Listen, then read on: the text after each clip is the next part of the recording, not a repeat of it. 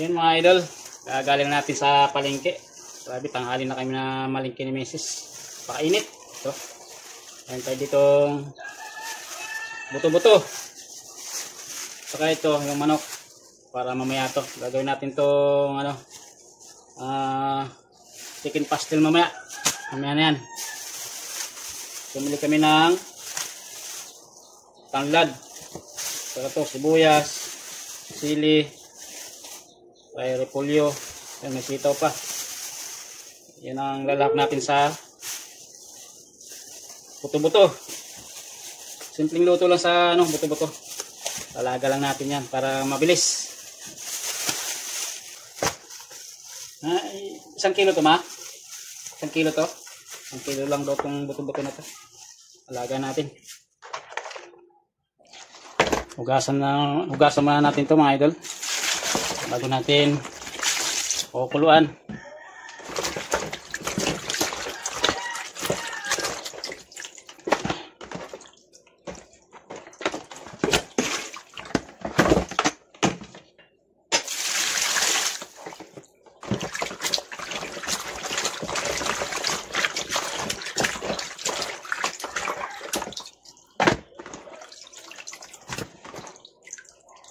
Ito na yung ating buto-buto. Hinugasan na natin to.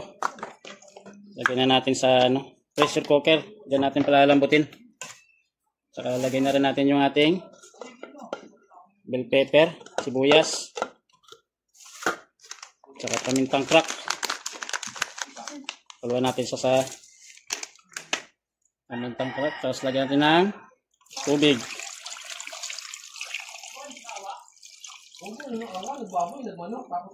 Medyo maliit pa yung pressure cooker natin, kaya mamaya lipat natin sa malaking lutuan. Takpan na natin. Sindihan na natin yung ating kalan. Saka natin ito isasalang para lambutin natin mga idol.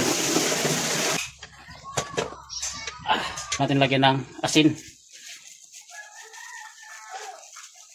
para lumasa na agad. Saka ito tanglad.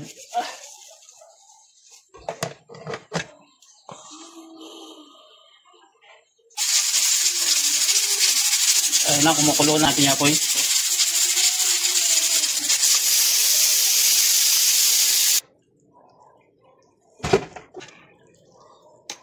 Natin kung malambot na.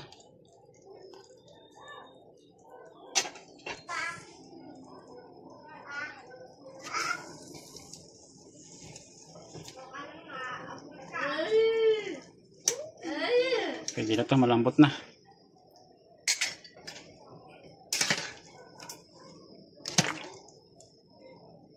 Yan idol, nilipat ko na dito sa talyase yung pinakuluan natin kanina sa pressure cooker para madagdagan natin ng maraming sabaw. Lalagyan natin ng patis. Sa ito, pork cubes. Ito itong mga gulay. Ano? Repolyo. Ayan natin yan. Pinamihan ko na ng sabaw para ano, mga bata kasi ang gusto lang nila dyan sabaw. May hilig sa karne mga bata. Sinasayang lang yung karne kaya nagdagdag na lang ako ng sabaw. Dami sabaw, apaw-apaw. Siyang kumulo. Tatakpan muna natin. Ay, kumukulo na.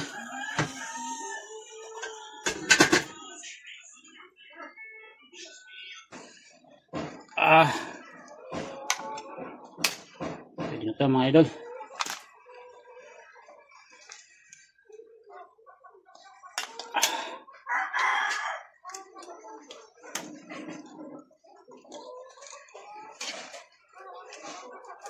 Aming sabaw. Tikman natin.